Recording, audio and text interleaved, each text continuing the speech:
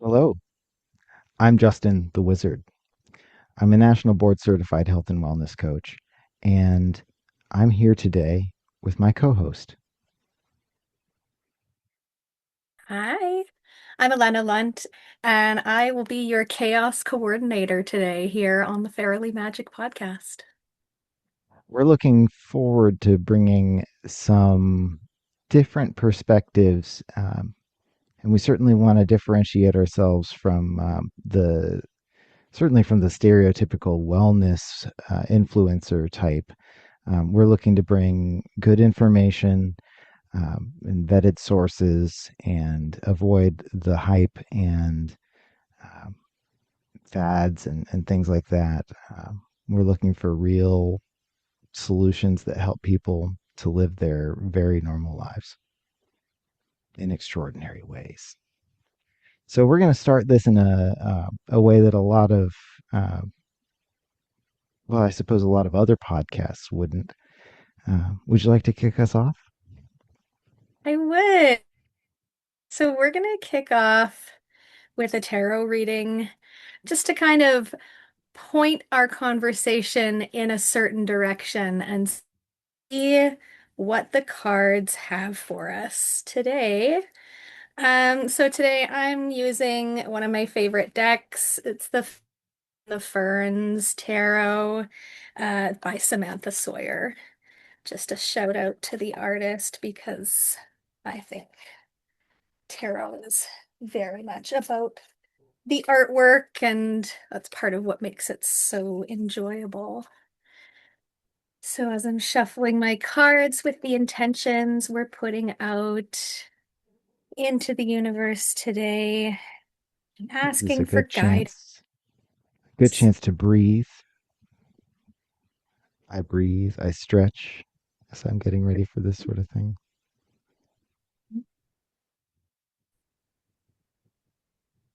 Sorry to interrupt. You So, we're were going to dive on in. Yeah, no, we're going to dive on in with our first card. Oh, okay. So we've got Temperance coming up as our first card. So Temperance gives us, I've just dropped all of it. Temperance um, gives us patience, sort of finding middle ground and avoiding extremes. It reminds us to sort of go easy and you know, find a way through with a finding the flow, compromise. Finding the flow. Yes, that's a good one. So we've got riding out the temperance. storm, riding out a Hmm. tempest. That's right. We also have the Fool coming up today. So the Fool shows us innocence, spontaneity, flying by the seat of your pants, maybe not thinking things through completely. Um, as we're winging it right here. How we're going to do this. That's the We sure plan. are. Cards know. The cards know. And then we also have the Ten of Cups, fulfillment, inner peace, um, completion, and just kind of balance and coming to terms with events.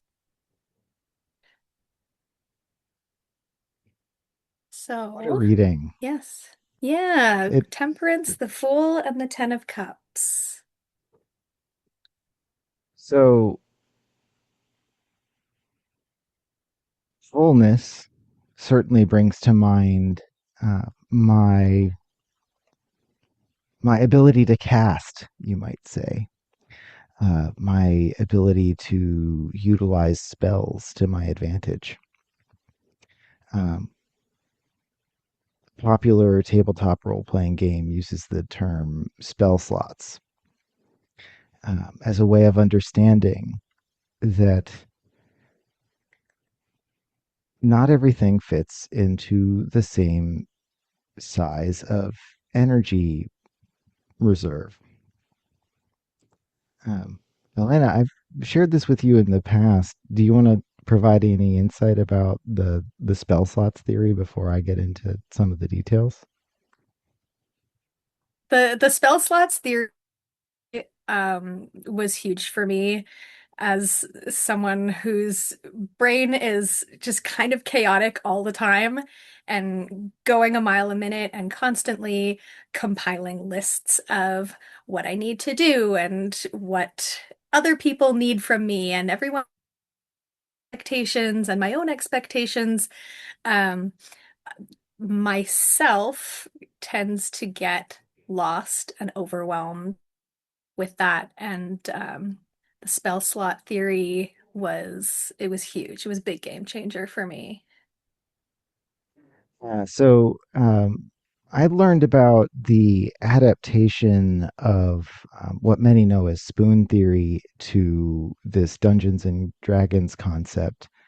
Um, I believe it was kind of being discussed on Reddit some years ago, that those that play the game um, with dice and paper simply made the observation when they learned about spoon theory that, oh, it's spell slots, kind of matter of factly to each other. And it was kind of inherently understood in that community, including myself. Um, but really, I'll back up and talk a little bit about spoon theory first, which is ultimately um, it's this idea that you have a limited energy reserve that mimics the stack of spoons in your drawer of silverware. And that to do an activity in your day that requires a spoon, you'll need to go into the drawer and get a spoon. And if you run out of spoons, you can't even have a bowl of cereal without a clean spoon, right? So, um, when you are applying this to something like chronic health concerns or chronic injury, or any kind of disability factor that um, ultimately limits a person's ability to meet what are considered normal day-to-day expectations of society or other things. These people find this analogy helpful to help explain to others, especially, I don't have the spoons for that activity. Now, I'm not a huge fan of spoon theory on its own. And the reason why I'm not a huge fan of it is because it's ultimately kind of treating each activity as the same, uh, about the same size. And this is where the spell slots theory of Dungeons and Dragons has a bit of an advantage in my mind, because there is this concept of a what we call a cantrip. And in addition to cantrips, there are rituals, and I'll explain both of these concepts. In addition, we have the uh, fast acting spells that require a slot. And so cantrips, and I definitely have explained this to Elena in the past, which is kind of a zero effort action. I say things like washing my hands are cantrips. Um, and then taking a shower, by comparison, or taking a bath might be two different size of spell slots for me, where I need to spend effort to set the bath up, and then I benefit a lot from it, because it's a powerful spell. Hot bath, powerful spell. It seeps into your bones and creates much curative effect. Uh, Hot shower provides a lot of that effect for less of the setup. Washing your hands provides a limited portion of the effect for almost no setup. And that's where the cheap and free cantrips are kind of like Gandalf's little whiz popper magic, or lighting the stone on the top of his staff to create light. It's so simple, he can do it infinitely and without limitation, as an assistance to those around him. But it's ultimately not really taking from the reserves that, for example, Gandalf might use to fight the Balrog and prevent damage to himself using his force field of magical energies. That's a massive spell by comparison, where the energy taken Mhm. wears the caster out. They might be physically exhausted, mentally exhausted, gasping for air, etc. Rituals take that, instead of casting a force bubble to defend yourself against a Balrog. Well, if you have time to extend the casting scenario out, maybe you can do it without expending a spell slot, but it took all that time instead. So it's kind of a trade, time or energy. And now I open for more thoughts from you because I've more or less introduced the ideas of different size spells, rituals, cantrips, and yeah, let's talk. Yeah, the way it changed everything for me was sort of giving me a base in which to prioritize things that need to be done. So rather than just having this jumbled list floating around my head saying, you have to do the dishes, you have to fold, you have to make sure the kids get to whatever activities on time, you have to, all of the things that I have to do. Um, Sort of gave me a way to prioritize. Okay, what is most important? What needs to happen now? What can wait? What can be delegated? And then from there, I'm able to think more clearly about, okay, what size spell slot is this taking from me?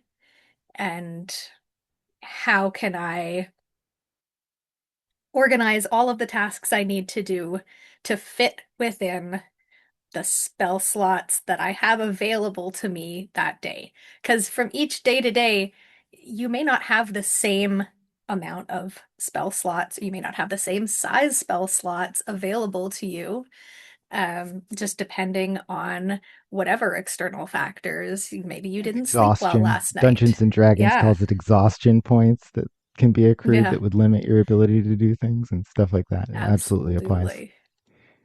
Yeah. Yeah, maybe you didn't sleep well or, coming down with something. Hmm. And Or the yeah. seasons are changing one way or the other for some people. Oh, yeah. And then the low pressure system comes in and all my joints fall apart. Hmm. So that greatly affects, how many spell slots I have available and the size of the spell slots that are available. I may not have, the huge force field on the Hmm. table for me that day.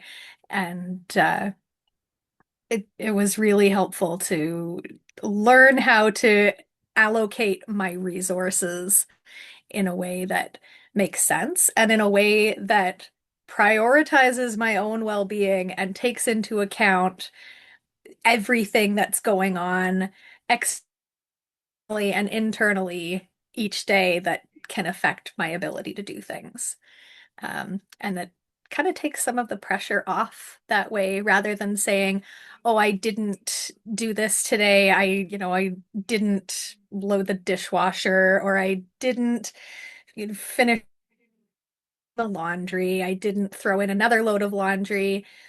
It's like, okay, you have to look at, I didn't have the spell slot for that. So that's gonna wait for, tomorrow when my spell slots have refreshed and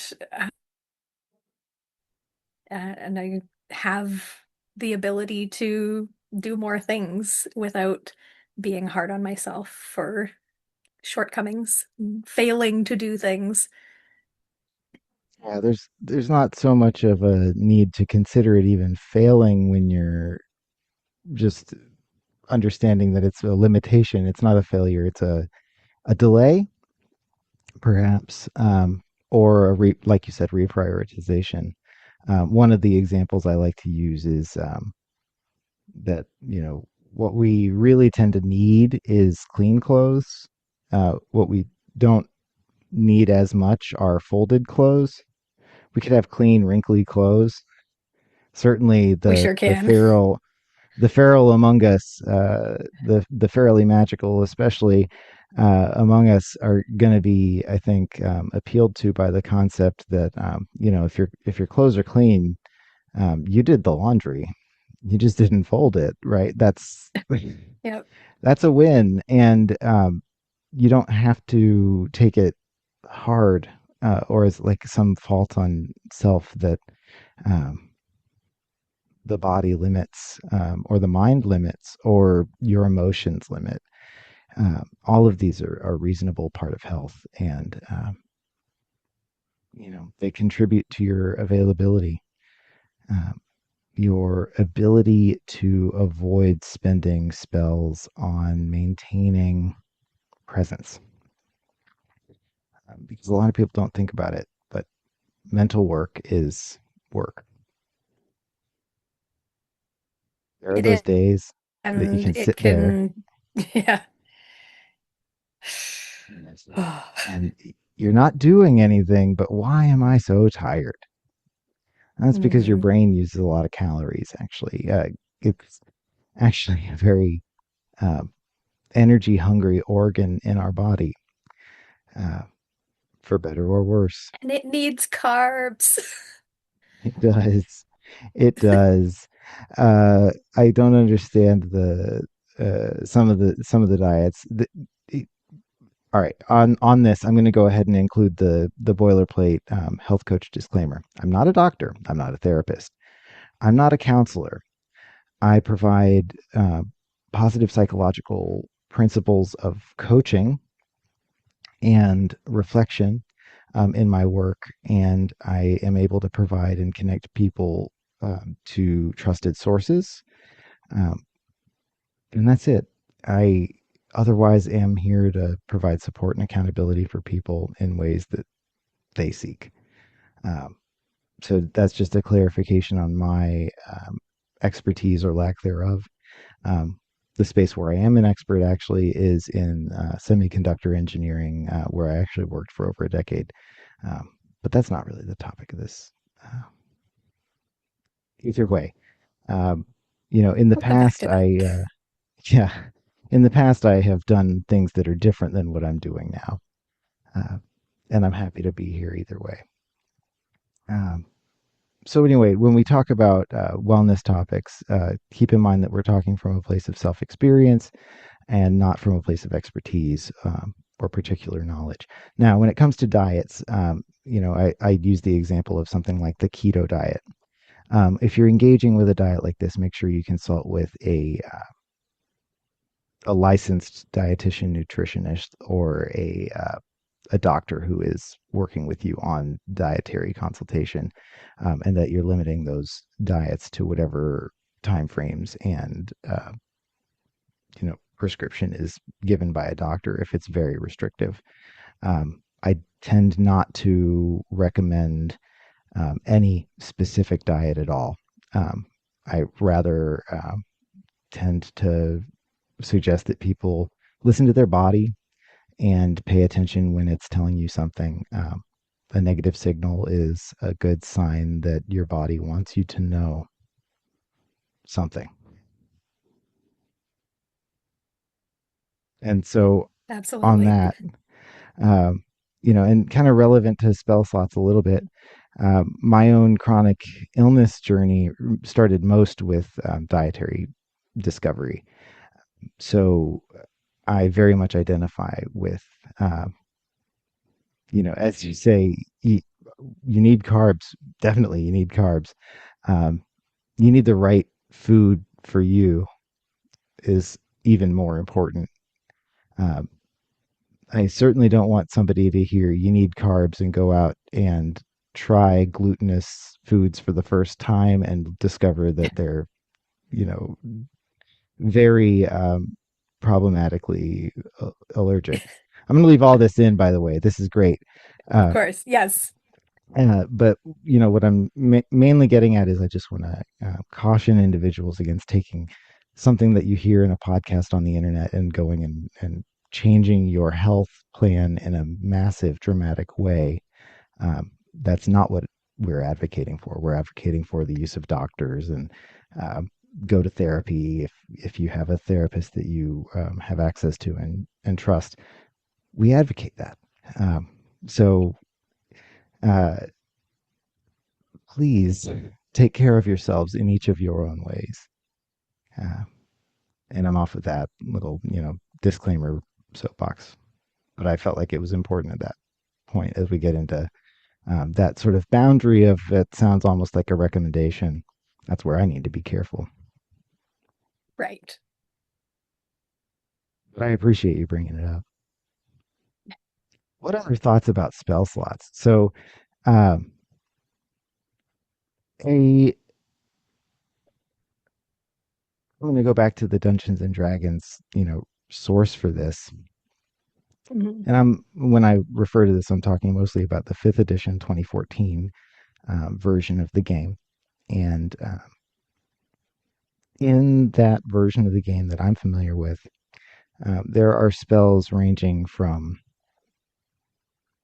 what we say, first level up to ninth. And a first level spell might be something like the ability to cast Mario's Fireball. It's a little ball of fire. You Mhm. throw it, it hits one thing, and it kind of goes boom. That's about it. And then that's all that does. At somewhere around fourth or fifth level, you get the ability to make a big boom, like fireworks or, exploding a room with a fireball. At ninth level, you can do things like change the world with a wish.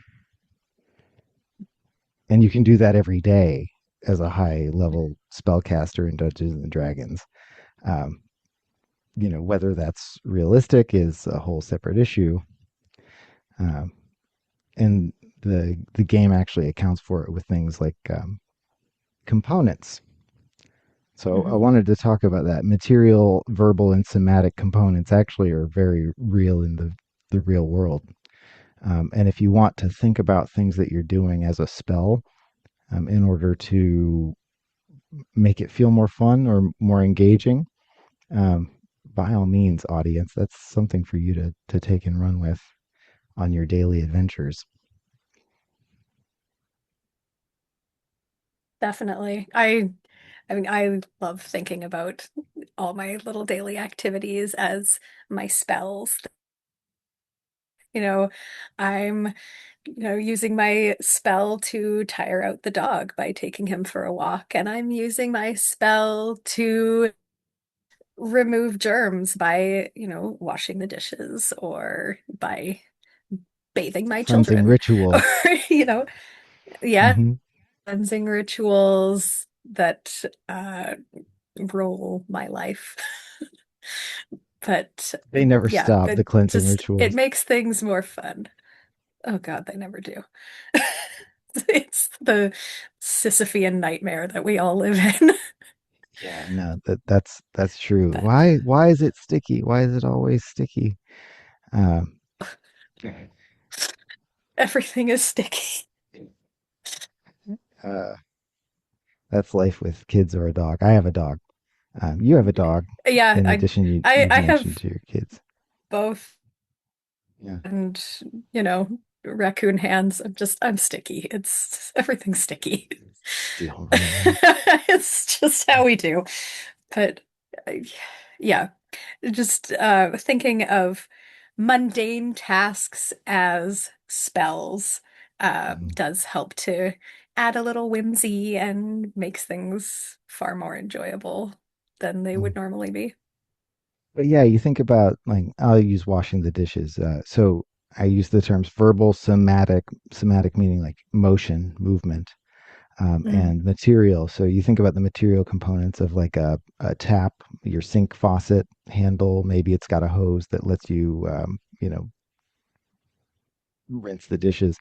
So you're doing these using these materials, soap, water, a producing water device, water source, font of infinite water, if you will.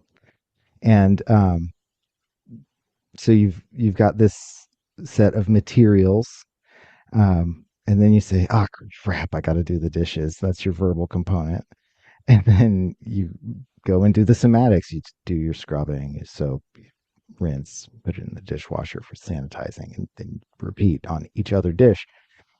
If you think about it, it's very like the way spells are described, except you're not, you know, reviving somebody using a diamond that costs at least 500 gold pieces. You're doing the dishes with, I don't know, or whatever.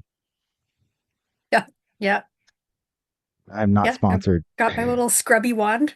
I'm gonna censor that out.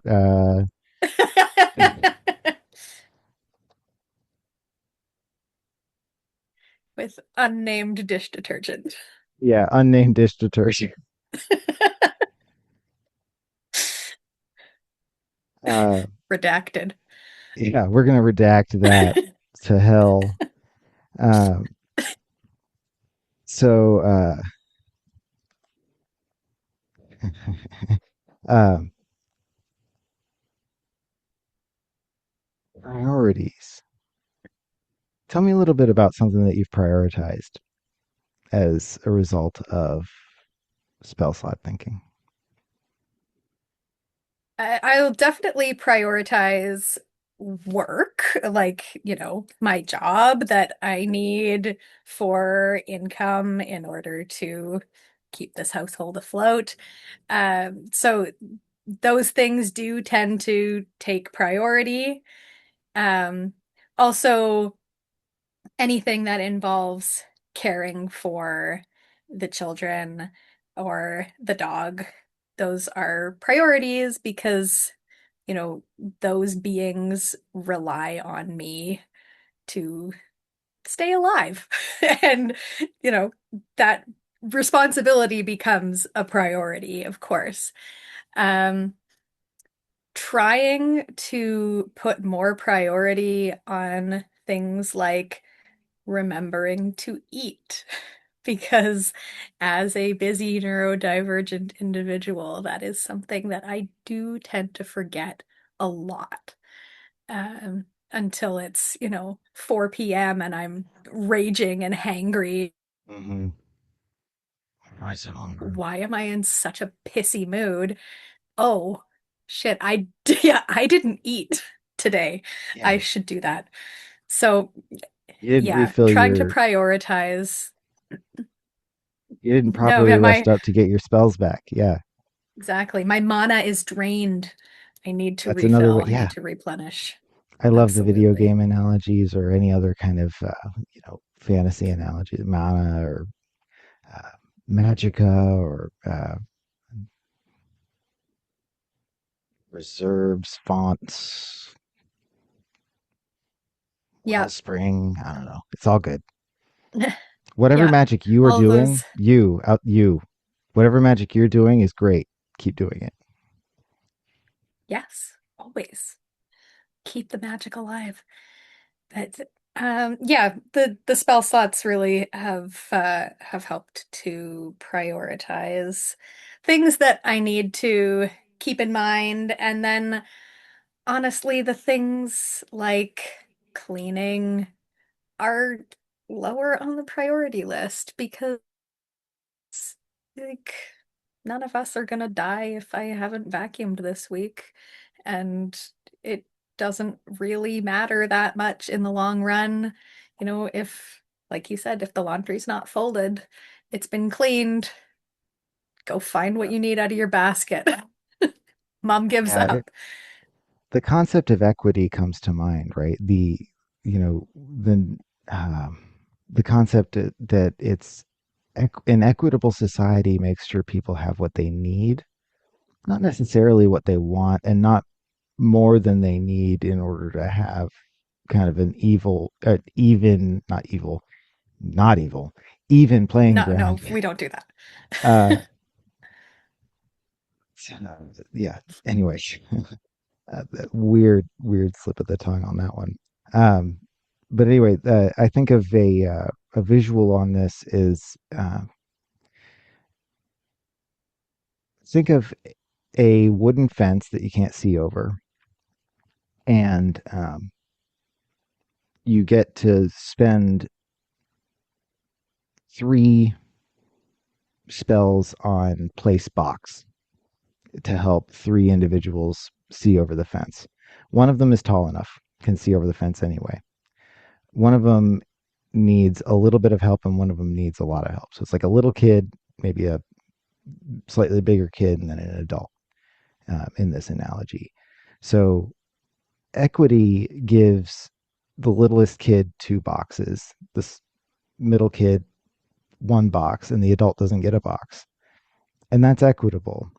Equality gives everybody one box, and the smallest kid still can't see over. The middle kid gets what they needed, and the adult didn't need it but gets a box anyway. And so that's where, applying the concept of equity to even prioritization is like, is it equitable for me? For me as the person who needs to do this, like, am I getting what I need as the provider of effort, um, if I go all the way to what someone else wants, or if I stop at what we all need, is that enough? And so that's like an application of the concept of equity in this type of prioritization space. Yeah, that's a really good point because and another thing lately that I've really been trying to prioritize is making sure that I still have enough spell slots or enough mana left at the end of the day that I'm not just in a terrible mood and falling into bed, that I can take time in the evening to do something that I enjoy. Like maybe I'm knitting and watching TV. Maybe I'm doing a craft of some sort. Maybe I'm sitting and reading with the kids. Like I still I want to have enough spells, enough space at the end of the day for myself too, because I think especially as a parent, that anyone out there who also has kids can identify with that prioritizing yourself becomes so difficult, and having enough left over at the end of the day for you is really important. And the younger your kids are, the harder that is. Like I'm lucky mine are a little bit older now, so that does help. They weren't at one point. You had Yeah, to get but to they that were point. not. I've been through the trenches. Yeah. So don't sell yourself short. You're past that point. And congratulations. Thank you. I kept them alive. So yeah, you sort of covered some of the practical things that help you to get some spell slots back. And I might mention, I already mentioned things like, interestingly, I mentioned the bath analogy. That's an interesting one because it both helps me to recover spell slots for my next day while at the same time requiring spell slots from the previous day that are fairly large. So that's an interesting one where I benefit a lot from the hot bath, even though it takes some activation energy. And so that's Mhm. something that's always worth considering is the whether you have the energy to get over that hill that gets you onto the roller coaster ride from there. Um, because sometimes it's really about just getting up to that first hill, that clink, clink, clink, clink, clink of a roller coaster car being pulled up.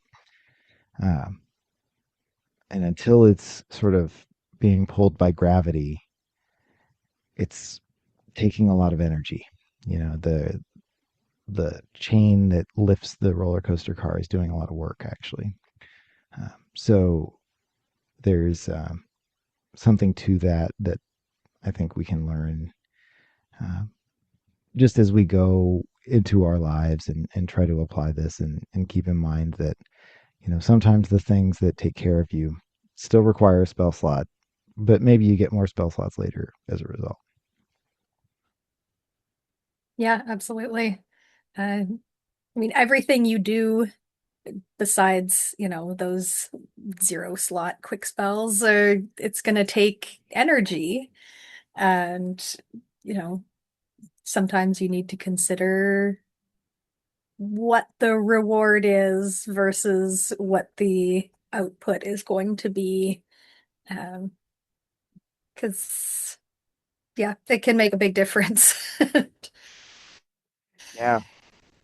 Risk reward, uh, effort versus reward is another way of thinking about it, or just generally that trade off of, is this worth my time? Is an okay question to always ask yourself.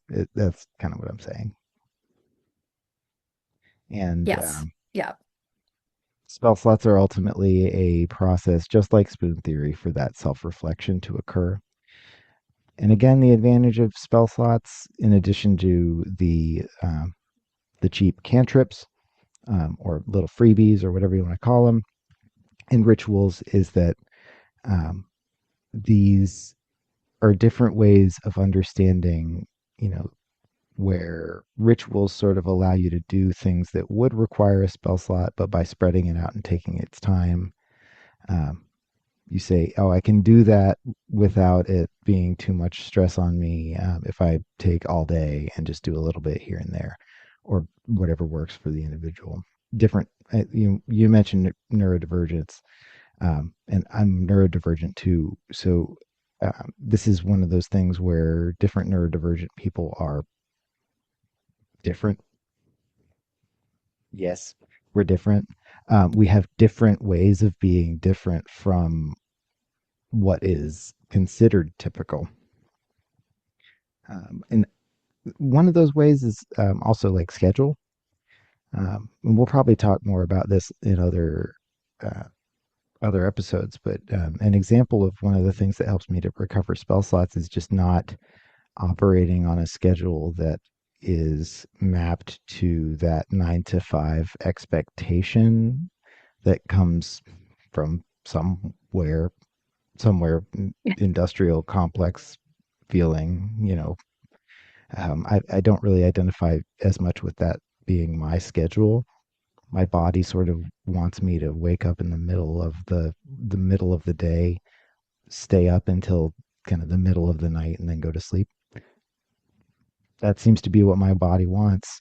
And the hardest part is when I have to try to map to other people's expectations for my availability in that 9 to 5 space, or if I can't operate internationally or other things that allow me to sort of be asynchronous with the sun. Sometimes, like, that helps me to retain my energy, not forcing myself into a circadian rhythm that doesn't feel right. Right. And, Not taking your everybody has this option. energy. Parents don't always have this option with Oh, schools. no, no, we operate on the school schedule. Yeah, I know. Yeah. We are slaves to when small children wake up before the sun. But yeah, just taking your energy, have the energy rather than trying to predict, oh, I'm going to have the energy for this task at 1 p.m. And, you might have a lot of energy and ability to focus at 10 a.m. when you didn't necessarily expect to, and then that 1 p.m. rolls around and you're actually kind of out of it and you just kind of tired, don't really have it in you, you don't have the focus.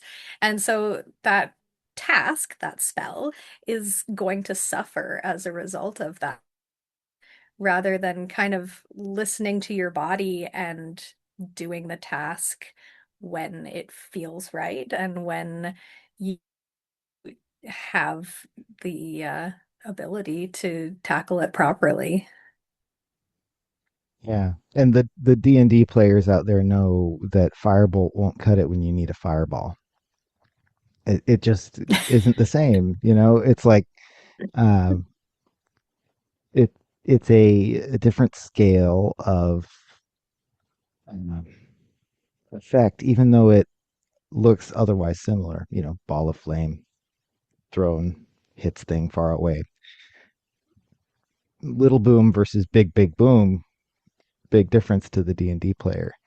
Um, and if you don't have that spell slot, you have to settle for the firebolt, and that's the best you'll have. Uh, and it's very true to life. It's very true to life. Where when you have to substitute that lesser version of satisfying a task, whatever it is you're doing, if you have to do it in some lesser way, it's less satisfying. It's done less efficiently. Maybe it takes more than one of those lower level spells. If you'd had the high level spell slot, maybe you could have done it with that and still had those lower level spell slots later for the dishes and laundry that wanted to catch up on. Just an example, real life, not Mhm. like I am behind on dishes and laundry all the time. Um, Certainly never. I could certainly, do more and be farther ahead in all things that, you know, come down to like cleaning, organizing, um, and just generally like having shit together. Having your shit together is kind of a luxury uh, compared Probably to. over. I think I lost your feed for just a second. Probably over what? Oh, probably so overrated. Overrated. Yeah, that makes sense. Uh, but yeah, it really we can be different. We can be a different generation. And anyway, going back to the reading, Temperance, the Fool, and the Ten of Cups, the fulfillment. Hmm. Um, I think we've covered how spell slots serve to increase the sense of patience with difficulty, and how Yeah. it accounts for spontaneity, the Fool, Yeah, and and can you increase can fulfillment. use your spontaneity. Yeah, you can use your spontaneity as you follow those spell slots, as you listen to your body and, sort of take personal inventory throughout the day.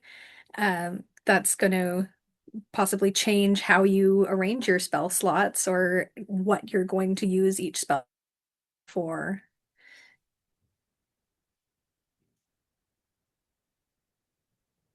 Amazing. Any last thoughts that you have before we sort of close this up? I don't know really what we're going to do to close this up regularly. We haven't really figured that out yet. I guess we'll just sort of uh,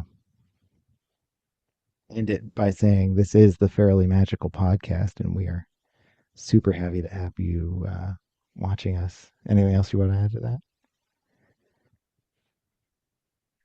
Uh, no, I think we did a good job of introducing the spell slot theory, and I hope that it makes a difference for somebody the way it made a difference for me. Honestly, it was the game changer.